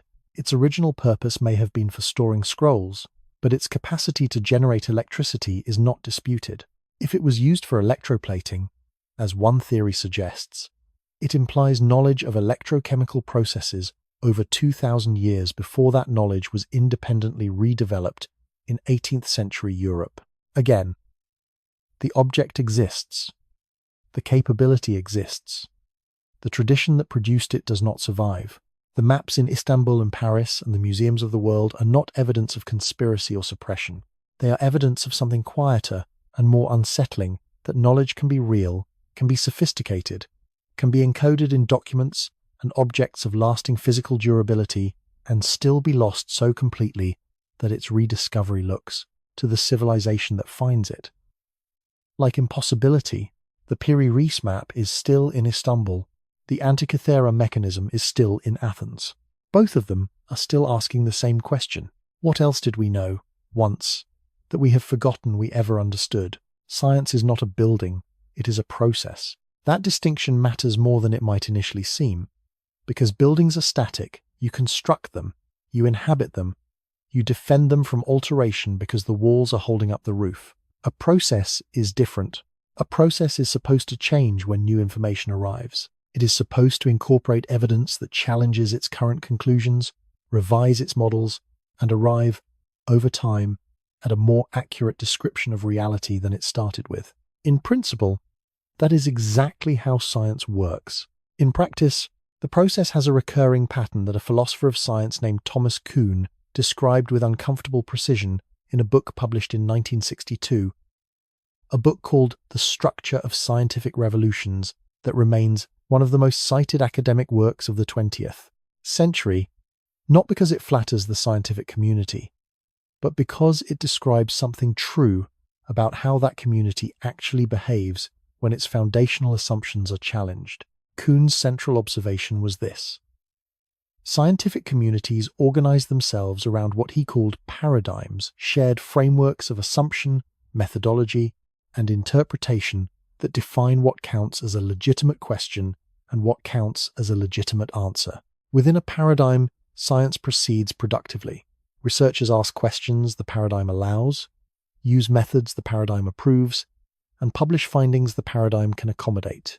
When anomalies appear, findings that do not fit the existing framework, the initial response of the scientific community is almost never to revise the paradigm. It is to explain the anomaly away, to question the methodology that produced it, to defer its resolution until a more convenient moment, and, not infrequently, to question the professional judgment of the researcher who found it. This is not a cynical observation.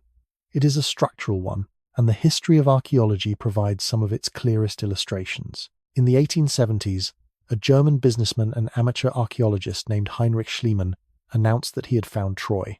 The city of Troy, the setting of Homer's Iliad, the site of a 10-year war that classical scholars had categorized for centuries as mythology existed, Schliemann argued, as a real place at a site called Hisarlik on the northwestern coast of what is now Turkey.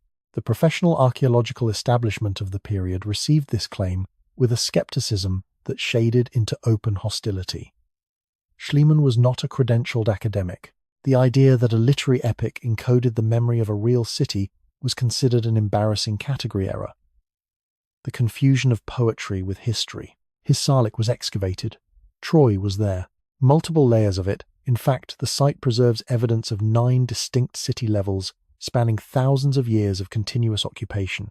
The skepticism did not survive contact with the physical evidence, but it persisted long enough to delay systematic investigation of the site by years and to attach a stigma to Schliemann's methods that colored the reception of his findings for decades after the basic discovery was confirmed. Arthur Evans arrived at the site of Knossos on the island of Crete in 1900 and began uncovering the remains of a civilization that European scholarship had not previously known existed. The Minoan civilization, a sophisticated Bronze Age culture with its own writing system, its own architectural tradition, its own extensive trade networks, had been entirely absent from the accepted picture of Mediterranean prehistory. Evans spent decades excavating and reconstructing Knossos, and the reception of his work, while ultimately vindicating, was marked by the same pattern of initial resistance, methodological criticism, and reluctant revision that characterizes the paradigm response Kuhn described. In 1960, a Norwegian explorer named Helge Ingstad and his wife, archaeologist Anne Stein Ingstad, identified a site at Lanso Meadows on the northern tip of Newfoundland, Canada, that contained the remains of Norse-style turf buildings.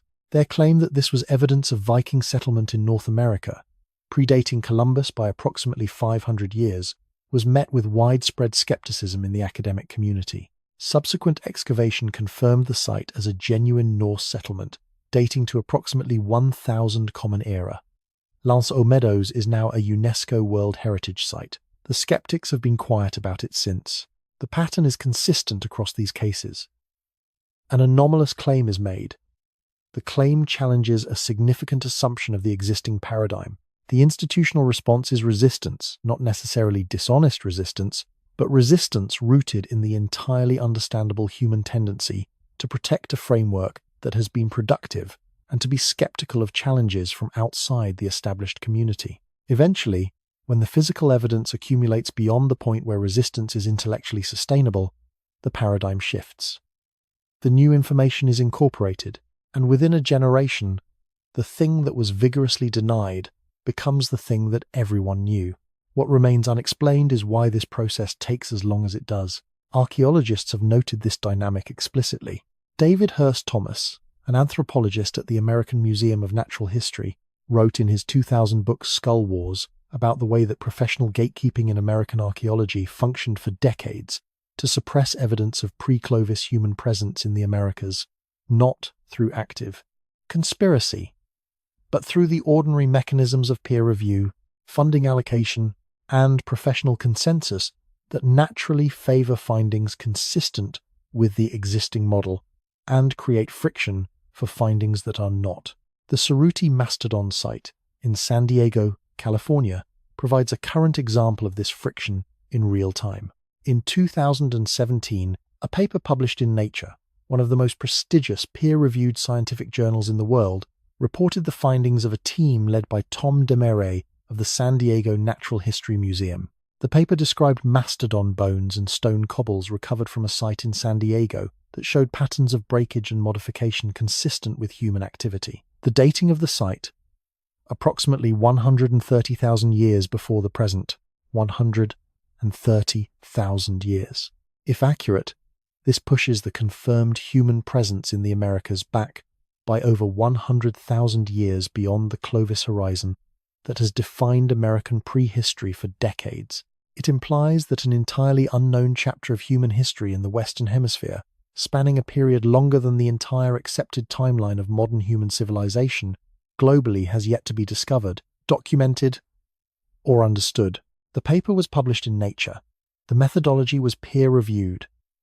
The dating was conducted using uranium series methods by a team with relevant expertise, and the response from a significant portion of the archaeological community was, predictably, resistance.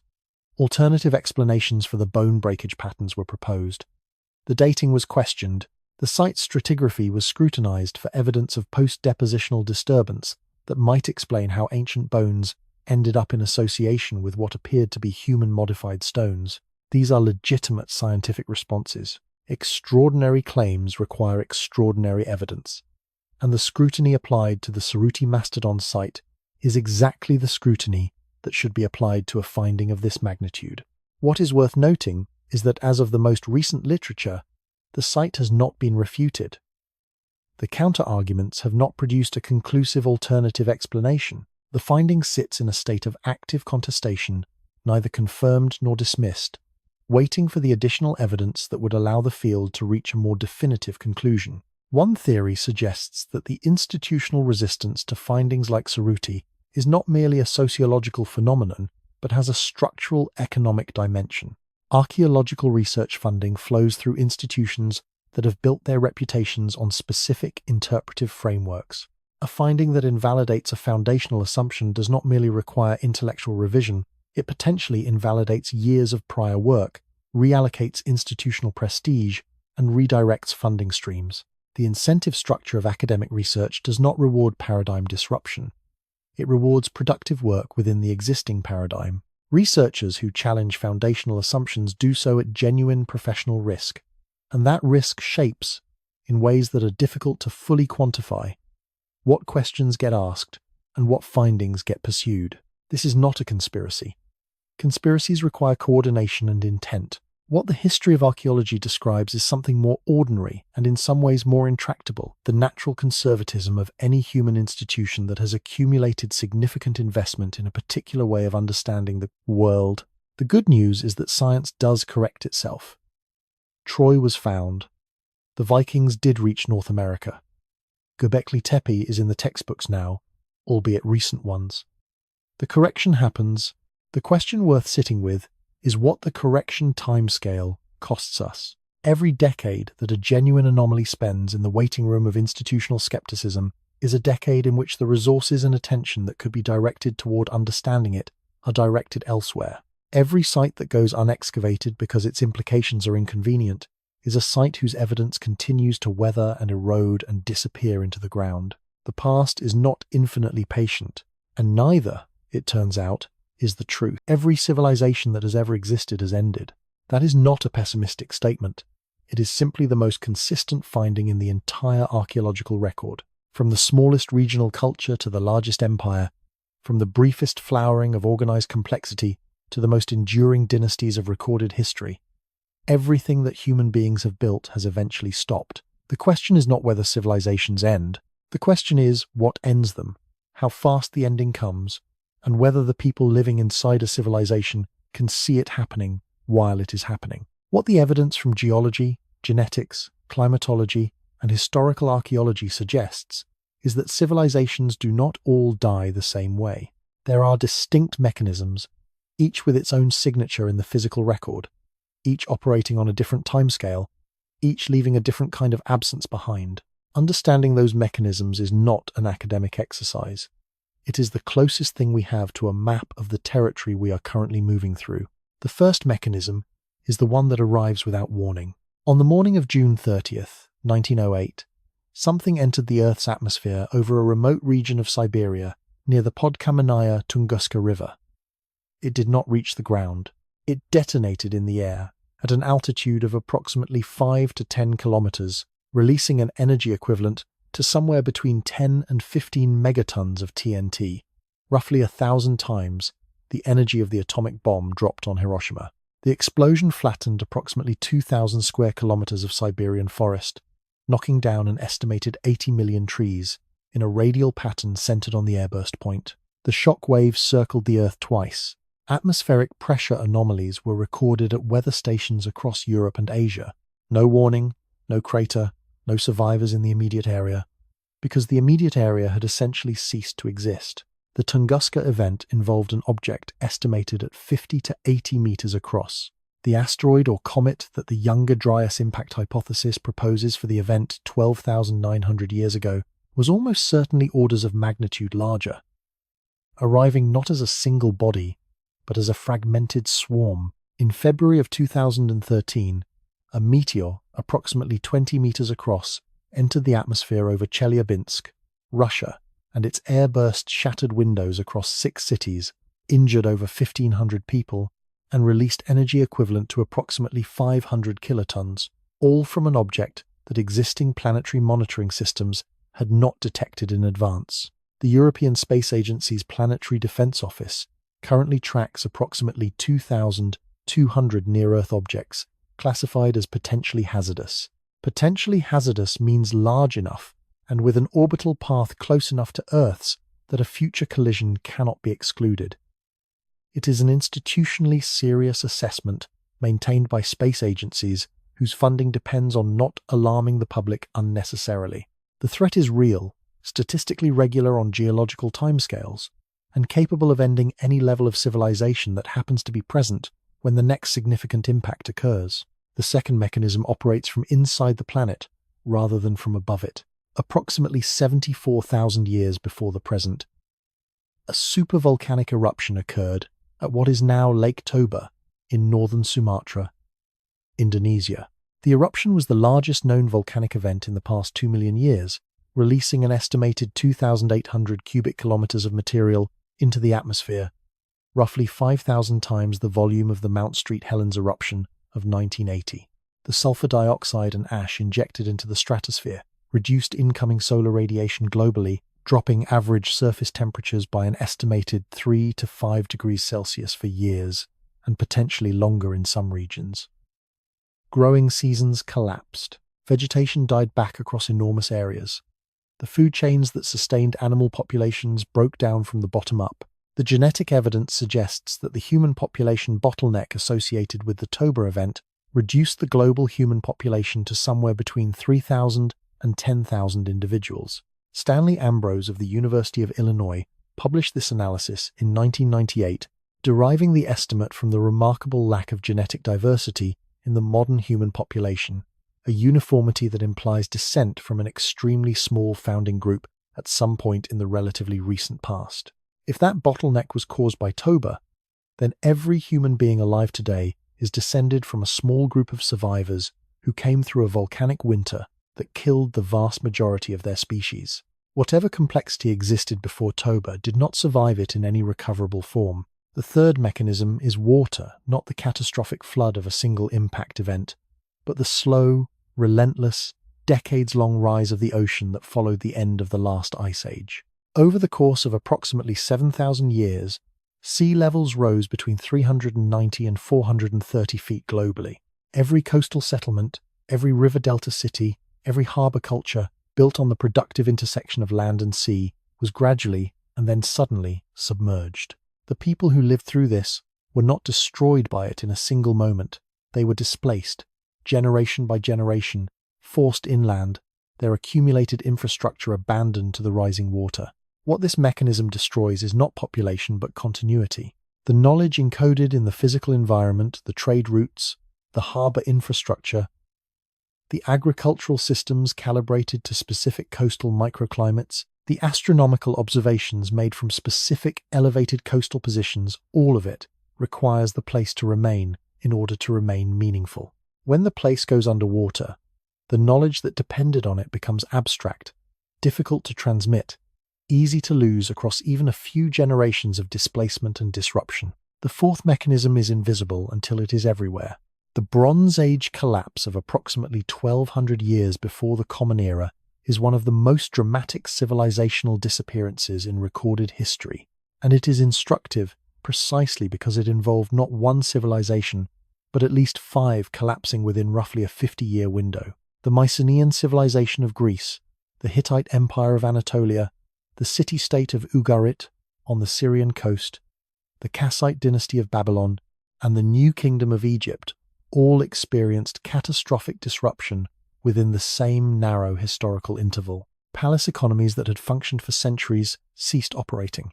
Trade networks that had connected the Eastern Mediterranean dissolved. Writing systems in use for generations disappeared from the record. Eric Klein of George Washington University, in his 2014 book titled 1777 BC, argues that the Bronze Age collapse was not caused by any single factor, but by the compounding interaction of multiple simultaneous stressors, prolonged drought across the Eastern Mediterranean, documented in paleoclimate records from lake sediments in the region, disruption of long-distance trade networks on which palace economies depended for essential materials, and the movement of large population groups referred to in Egyptian records as the Sea Peoples, whose own displacement was itself likely triggered by environmental collapse further north and west. No single cause. A system under multiple simultaneous pressures, each one manageable in isolation, collectively fatal in combination. The fifth mechanism works from the inside, quietly, over generations. Magnetic field reversals and excursions, periods in which the Earth's geomagnetic field weakens significantly or reverses polarity, have occurred multiple times in the geological past and are recorded in magnetized minerals in ancient rock formations worldwide. The Lachamp excursion, occurring approximately 42,000 years ago, was analyzed in a study published in the journal Science in 2021 by Alan Cooper and colleagues, using data from New Zealand cave stalagmites that preserve a precise chemical record of atmospheric change over time. During the Lachamp excursion, the magnetic field dropped to approximately 6% of its current strength for a period of several centuries. The reduction in the field's protective function allowed significantly increased cosmic radiation to reach the Earth's surface, disrupting atmospheric chemistry, altering climate patterns, and potentially contributing to the extinction of megafauna and the decline of Neanderthal populations during that period. The Earth's magnetic field has been weakening at a measurable rate for approximately the past 2 centuries. The South Atlantic anomaly, a region of significantly reduced magnetic field strength over the South Atlantic and parts of South America, has been expanding and deepening. Whether this represents the beginning of another excursion or reversal, or a temporary fluctuation within normal variation, is an active area of geophysical research. What is not disputed is that a significant reduction in the magnetic field strength would have consequences for modern technological civilization, particularly for satellite systems, power grid infrastructure, and communications networks that no current contingency planning fully addresses. The sixth mechanism is the one that feels most familiar because we are living inside a version of it right now. Peter Turchin of the University of Connecticut developed a quantitative model of civilizational instability called cryodynamics, which applies mathematical modeling to historical data to identify recurring patterns in the rise and fall of complex societies.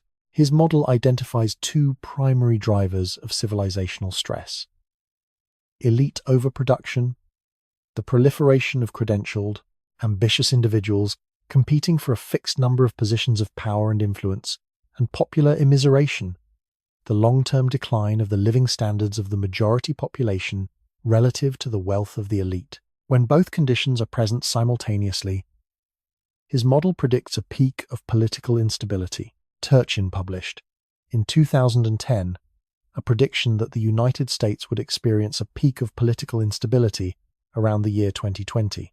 He derived this not from political observation, but from the historical data patterns his model identified in previous civilizational cycles.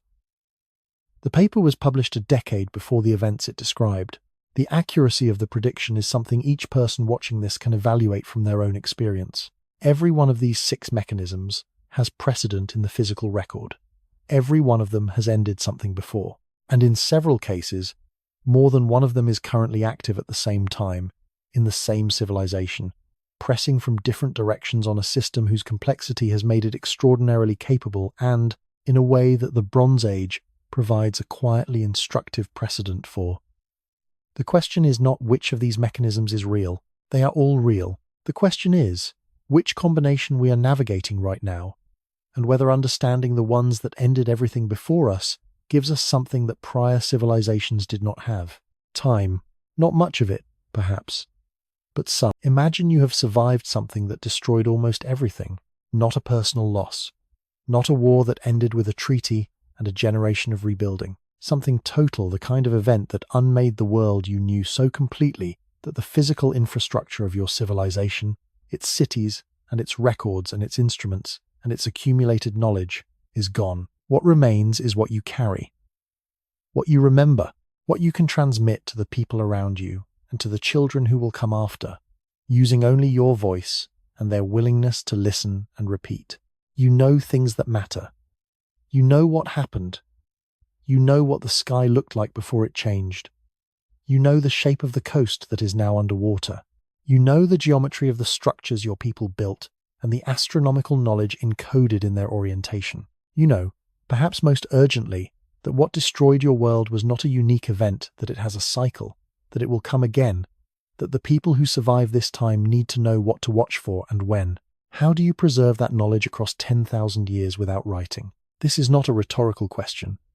It is a practical engineering problem, and the evidence scattered across the mythological, archaeological, and astronomical record of human prehistory suggests that some version of this problem was solved, that information from before the great civilizational breaks of the deep past did survive, encoded in forms robust enough to persist across the millennia that separated the event from the cultures that eventually wrote it down.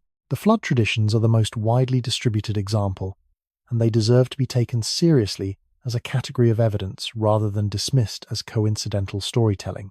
Irving Finkel, a curator in the Department of the Middle East at the British Museum, spent years studying a small clay tablet acquired by the museum in the 1970s. The tablet, dating to approximately 1750 years before the Common Era, contains a version of the Babylonian flood narrative, a story of divine inundation, a single righteous man warned to build a vessel, the survival of animals and humans while the world was destroyed around them. This version of the story predates the biblical account of Noah by a significant margin and shares enough structural detail to indicate a common source tradition. What Finkel found, and published in his 2014 book The Ark Before Noah, was that the tablet did not merely tell the story. It gave instructions, specific, technical, engineering instructions, for the construction of the vessel, its dimensions, its shape, the materials to be used, the method of waterproofing. The instructions describe a circular boat, a coracle of enormous size, built from rope and wood and sealed with bitumen. It is the kind of detail that survives in a tradition because someone, at some point, considered it important enough to preserve exactly, not approximately, not poetically, but precisely. Finkel's conclusion was that the flood narrative encoded real technical knowledge transmitted across generations through the mechanism of religious story. The story was the container, the engineering data was the content, and the container was robust enough to carry the content across at least several thousand years of oral transmission before anyone wrote it down on clay. One theory suggests that this encoding strategy, using narrative as a vehicle for technical or astronomical data, was not accidental, but deliberate. That the survivors of whatever catastrophe generated the original flood traditions understood or intuited that precise data is fragile in an oral culture, but that a good story is almost indestructible. People repeat stories. They correct each other when details are wrong. They feel the wrongness of a changed detail in a way that they do not feel the wrongness of a slightly altered measurement. The story format creates its own error correction mechanism across generations of transmission. The astronomical dimensions of this encoding are where the evidence becomes particularly concentrated. The Dendera zodiac is a carved stone ceiling relief, originally located in the Hathor Temple at Dendera in Upper Egypt, approximately 60 kilometers north of Luxor. It was removed by French scholars in 1821 and has been held at the Louvre Museum in Paris since 1828. The relief depicts a circular star map of considerable complexity constellations, planets, and astronomical markers arranged in a configuration that has been analyzed by researchers since its discovery. What certain researchers have noted is that the Dendera zodiac appears to encode a precessional cycle, the approximately 25,720-year wobble of the Earth's rotational axis that causes the apparent position of the constellations relative to the equinoxes to shift slowly over millennia, cycling through all 12 zodiacal constellations over the full period. The discovery of precession is credited in Western astronomical history to the Greek astronomer Hipparchus, who described it around 127 years before the Common Era.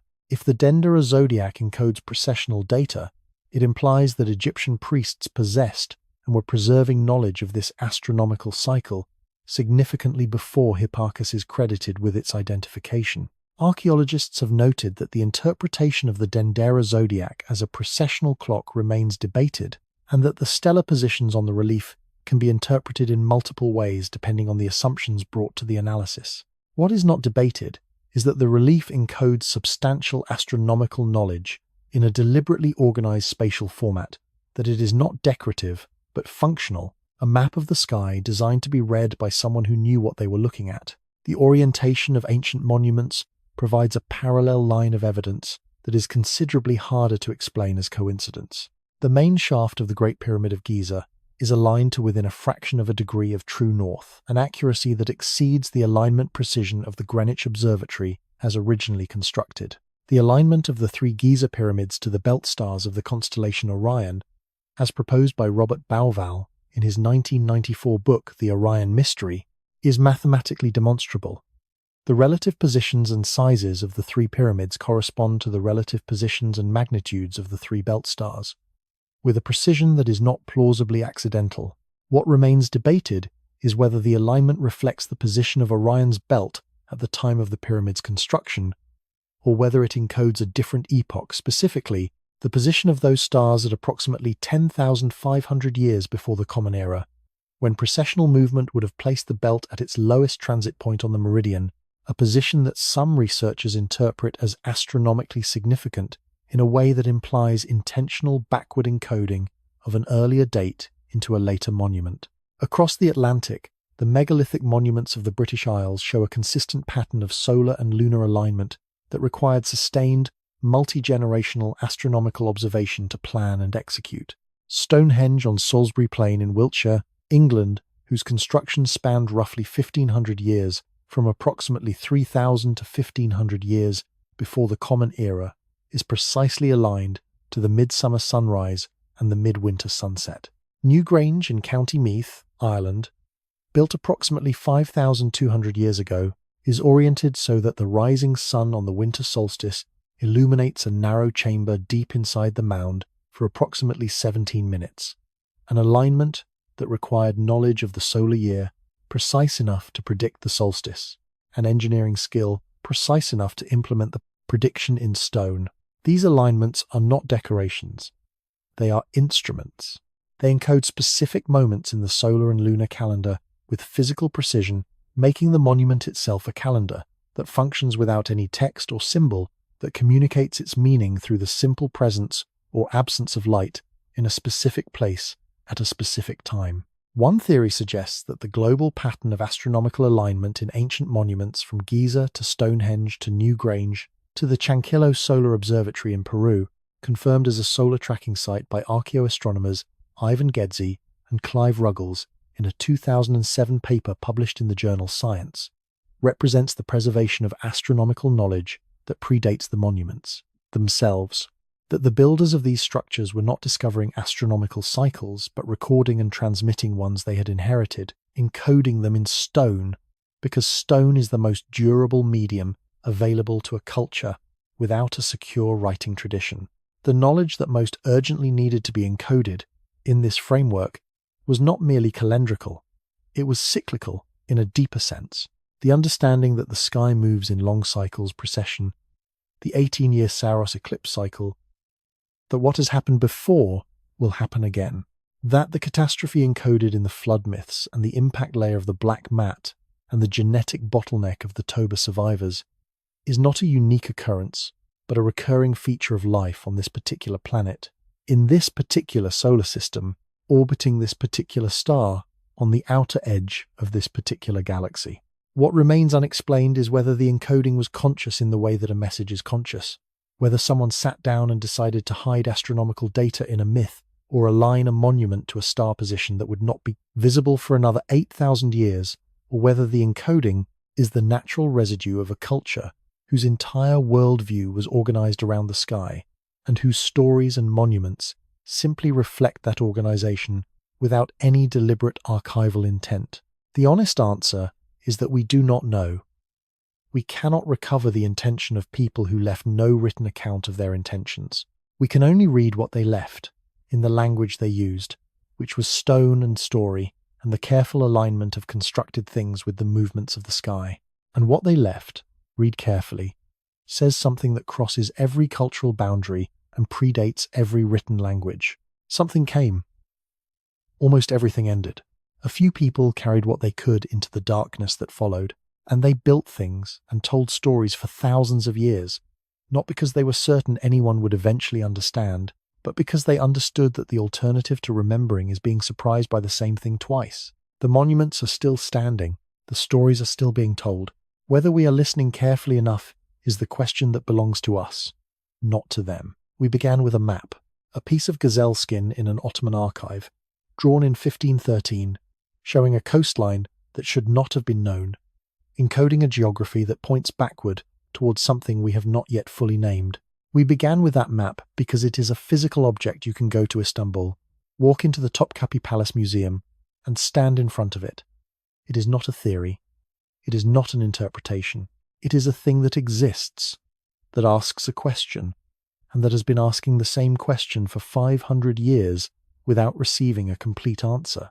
That question, traced through everything we have examined across this documentary, resolves into something simpler and more personal than it first appeared.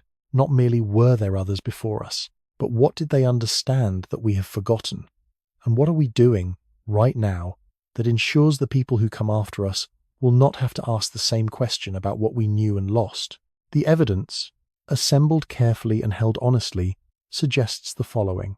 At least one prior civilization, possibly more, operating at different times and in different regions, reached a level of organizational and technical complexity that left physical traces we are still finding and still failing to fully explain. That civilization, or those civilizations, were ended by some combination of the mechanisms we have examined: cosmic impact, volcanic catastrophe, sea level displacement, geomagnetic disruption, compound systemic collapse.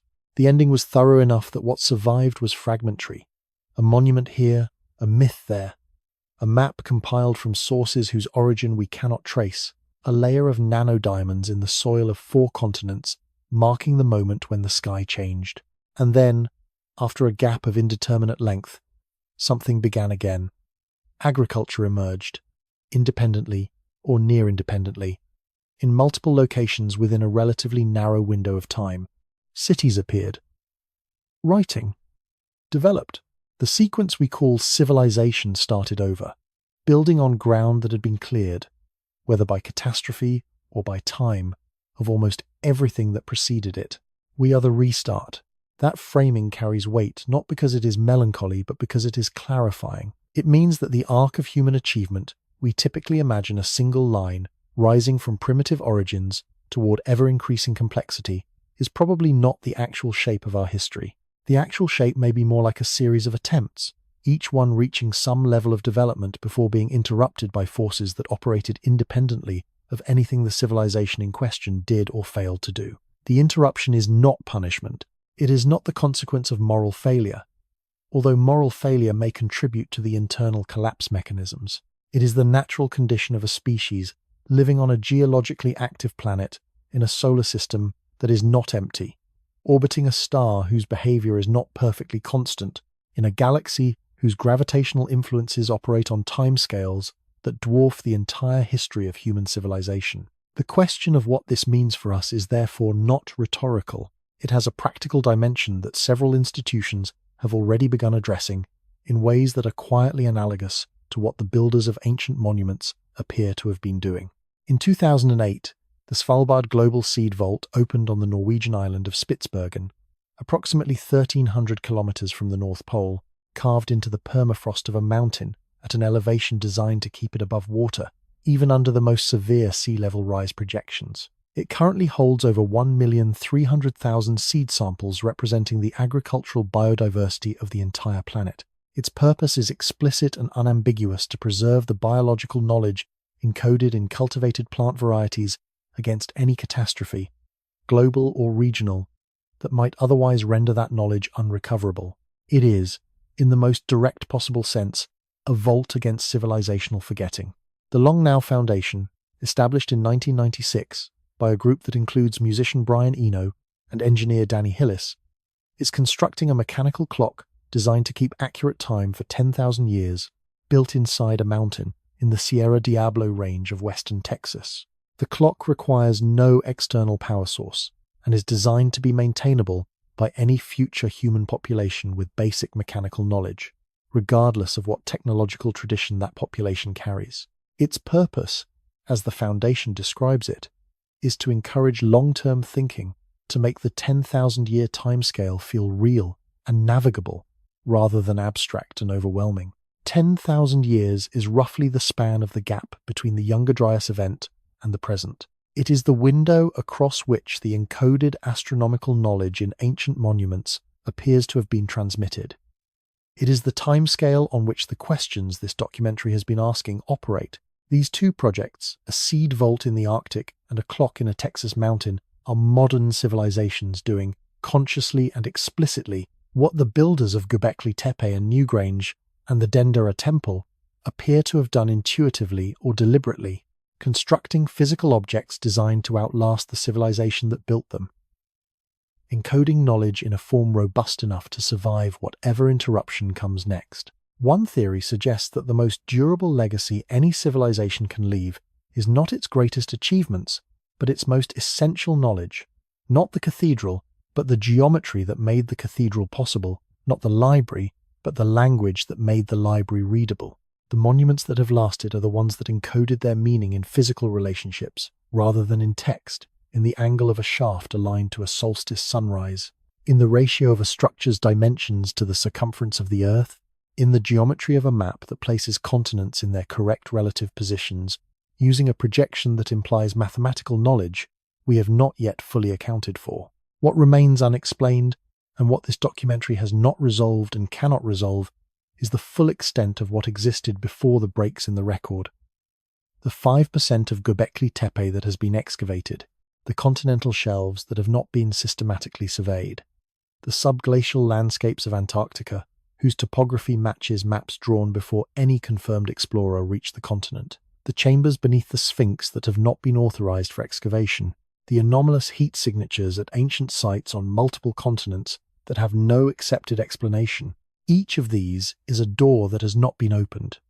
Behind each one, the possibility of a more complete picture, not necessarily a picture that overturns everything we think we know, but one that fills in the vast blank spaces in the human story, with the evidence that should be there if the story is as long and as complex as the anomalies suggest it is. There is a specific kind of humility that the accumulated weight of this evidence asks of us. Not the humility of uncertainty, the comfortable position of saying we simply do not know, and leaving it there, but the active humility of a civilization that understands its own position in a longer sequence, that recognizes the pattern of rise and interruption in the record beneath its feet, and that chooses to behave accordingly. That means funding marine archaeology at the scale the continental shelves deserve.